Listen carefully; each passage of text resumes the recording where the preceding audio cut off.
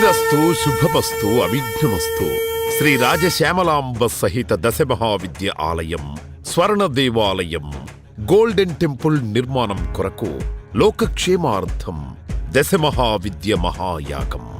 11 లక్షల కొబ్బరికాయలతో లక్ష్మీ గణపతి హోమం మరియు 11 కోట్ల కుంకుమార్చన కనక మహాలక్ష్మి కుంకుమార్చన సత్తుపల్లి శ్రీ లక్ష్మీ గణపతి ఆలయమునందు 108 రోజుల పాటు నిర్వహించబడును. ఈ కార్యక్రమంలో భక్తులందరూ పాల్గొని తీర్థ ప్రసాదములు స్వీకరించి భగవత్ కృపకు పాత్రులు కాగలరని మనవి.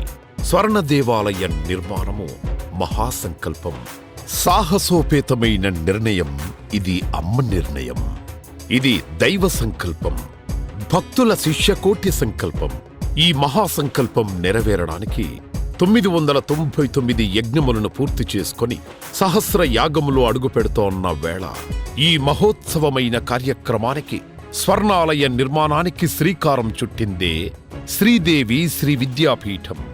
గణపతి శరణాగతి అంటూ దైవాన్ని స్మరిస్తూ ఈ కార్యక్రమాన్ని రూపురేఖలు తీర్చిదిద్దడానికి భక్తులు ఈ యజ్ఞాన్ని నిర్వహిస్తున్నారు.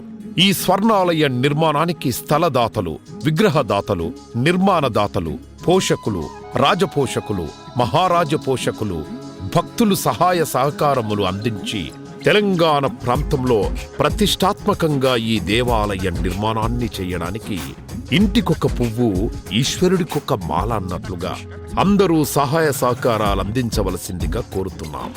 ఈ ఆలయ నిర్మాణం వల్ల దశమహావిద్య ఆలయములు, స్వర్ణాలయము మన తెలుగు ప్రాంతంలో యావత్ ప్రపంచంలో మొట్టమొదటి ఆలయముగా చరిత్రలో సువర్ణాక్షరాలతో లిఖించబడే సువర్ణ అవకాశమిది.